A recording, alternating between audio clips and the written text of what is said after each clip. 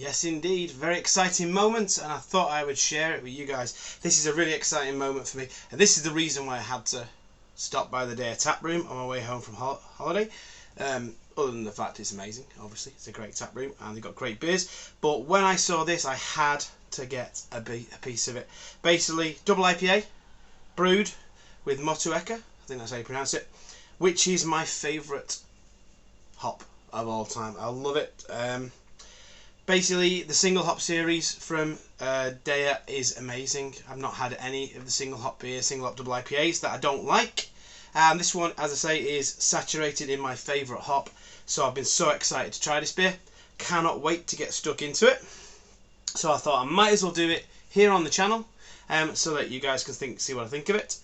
And so that I've got a little record of what I thought of it as well. This could be the time when I find out I don't actually like Motueka, and it must have been some of the other things that it was mixed with in some of these beers, or it might be might tell me that this is the hop that I love. So Motueka, my favourite hop, solely saturated in it, massively hoppy. This was canned on the 17th of July, so it's not yet a month old, so that's good.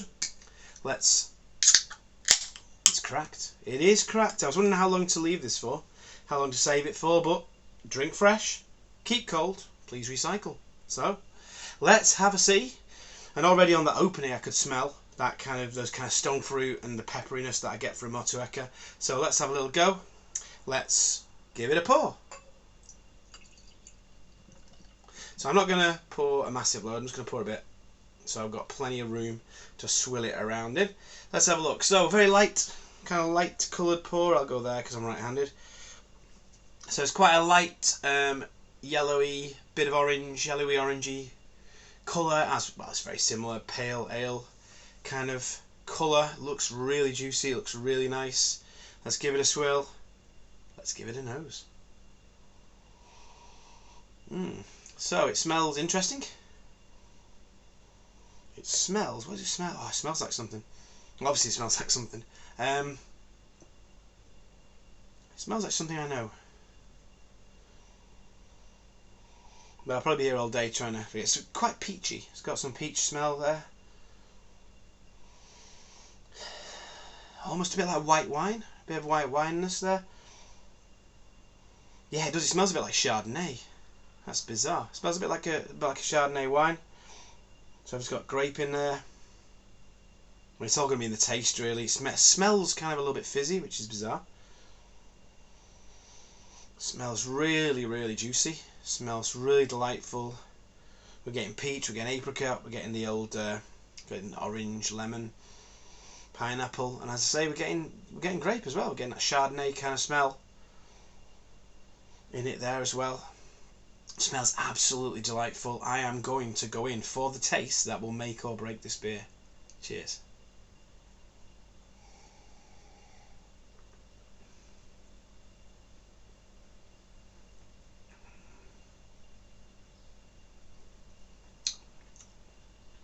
So first taste, it's got a lot of flavour. It's really fruity.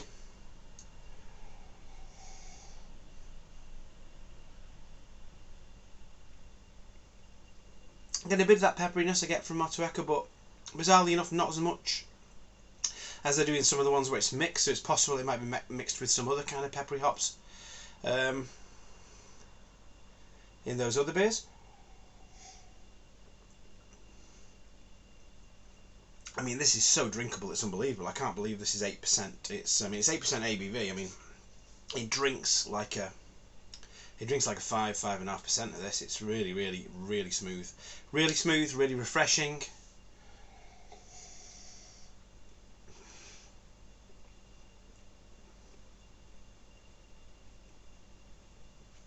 A little bit of bitterness, but it's still really, really pleasant.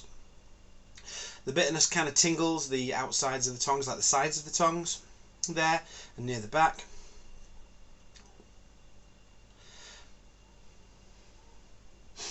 Yeah, finish is a bit wine-like, really, a bit like you get from a good white wine.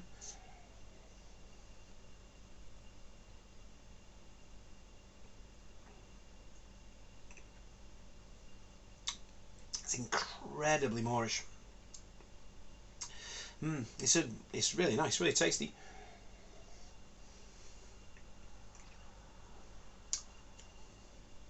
Yeah, it's a proper cracking double IPA, that one. It's really well balanced. I mean, there's nothing that's really standing out on me on it, but so what? That's not what it's about, really.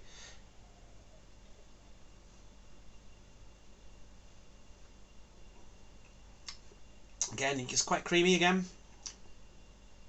Very full-bodied. Say a little bit bitter, but it's incredibly smooth, silky smooth going down there. Yeah, I mean, this is, I like my double IPAs anyway. This is a really smooth and well balanced double IPA compared to some of them. Some of them can be a little bit harsh. This one isn't harsh at all. This one drinks so incredibly well. At the moment, this is up there. This is right up there, top tier. I'm just trying to decide really which side of the top tier it falls. Is this an S rank? I don't know.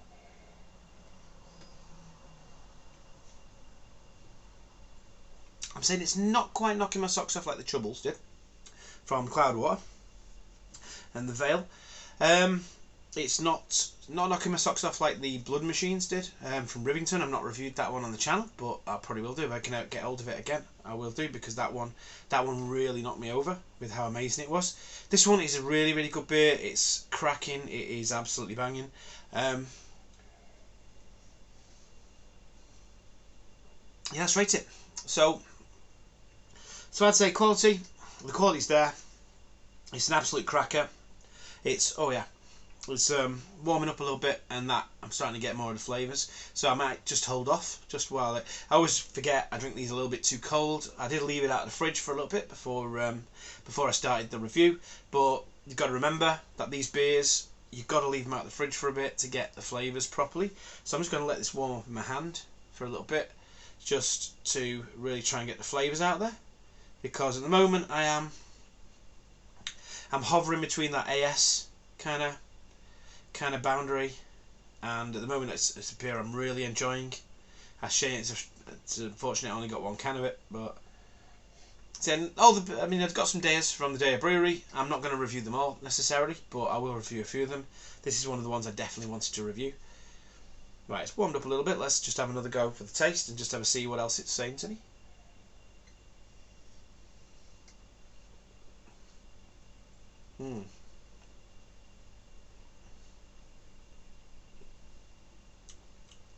Oh, nice.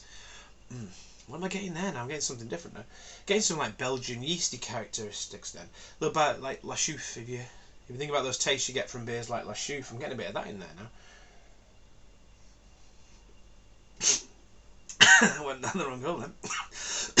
I'm enjoying it so much I'm inhaling it. Excuse me.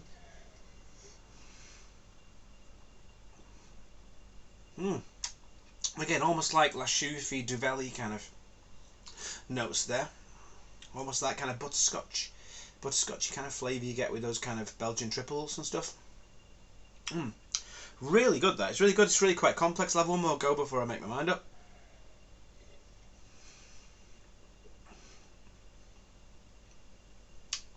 So what I've decided, I think, I was wondering whether to subdivide the S for this one. It's not as good as the Troubles, but it is just a cracking beer. So what I'm going to do is I'm going to review this one. I'm going to rank this one as an S-. So there you go. So an S- for this one for quality. Value, got this brewery. This was £6.50 at the brewery. I'd say it's a cracking beer. It's certainly worth what you pay for it. I reckon I'd give this one. So for value, I'm going to give this one an A. So there it is. So an A for value, S- for quality. It's an absolutely cracking beer, and the fact that I've drank quite a bit of it already. Got some more in the can. We're going to top this up. Going to have some more. But until next time, have a good one.